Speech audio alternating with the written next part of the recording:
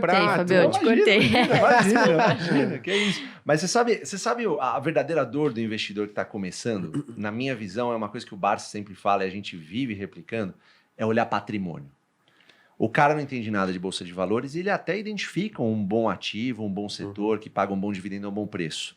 Só que ele é muito emocionado.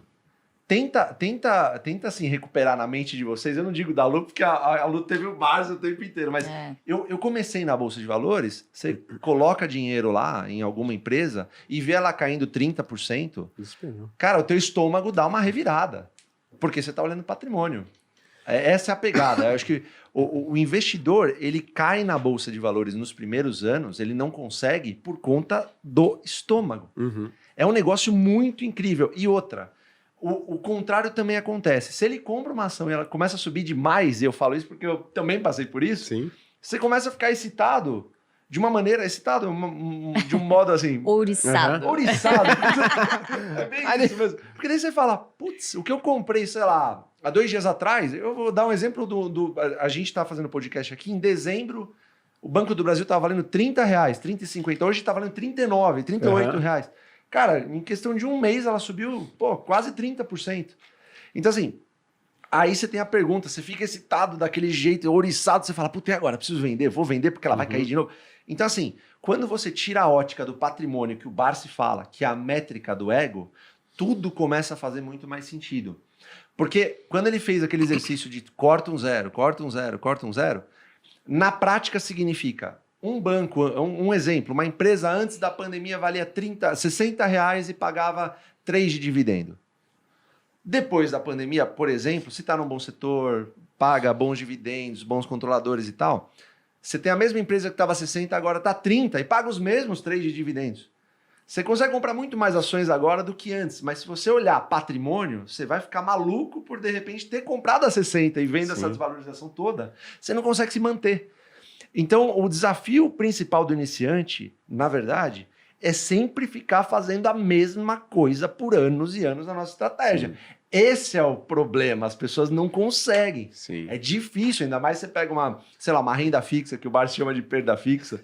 Ele pega uma renda fixa lá, rendendo 15% ao ano e ele vê o dividendo dele caindo de 10% ao ano, ele compara erroneamente uma coisa com outra, achando que dividendo, eu vou pegar dividendo aqui, vou comparar com CDB aqui, que não tem nada a ver. Sim. Dividendo é lucro real no bolso, que a empresa está pagando depois de ter reinvestido, depois de ter comprado máquina, depois de ter feito um monte de outras coisas e ainda sobrou esse dinheiro para pagar dividendo. E corrigido por inflação ao longo do tempo. Exatamente. Então, assim, a pessoa não entende isso.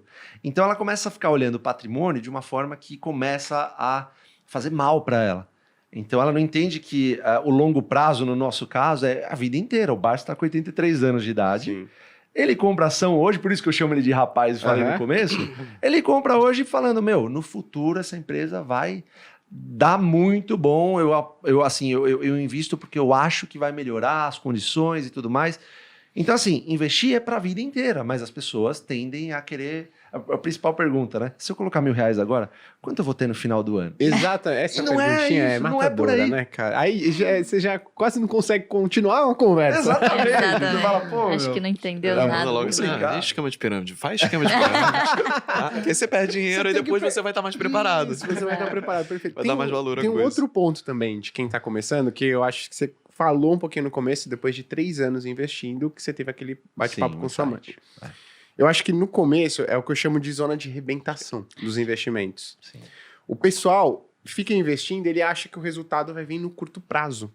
Né? Então você investe 1 ano, você mantém aporte, você seleciona boas empresas, você continua investindo. Passou 1 ano, você vê, pingou um pouquinho. É isso aí você tá lá no 2º ano e se poupando, você tá se privando de algumas coisas, né? Você não tá indo jantar no restaurante que você gosta toda semana, não tá indo para aquela balada e tal, do que você gosta todo final de semana. O Fábio já deu um sorriso ali. Né? Legal. Mas, 3 anos você ainda não tá vendo. De fato, pingando, você vê ali um período grande de privação, né? Quando você tá começando a investir, para você colher só lá na frente.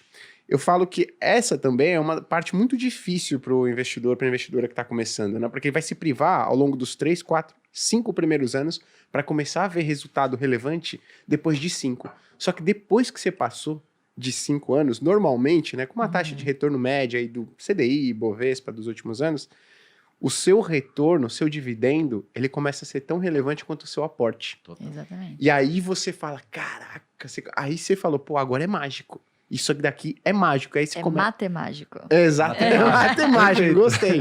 Né? E aí que você passa da zona de arrebentação e começa a curtir de fato, né? Ver mais frutos e curtir o processo de investimento. Mas antes é disciplina, como você colocou, né? E se privar de vários aí, vários pequenos lazeres que a gente tem ao longo do tempo, né?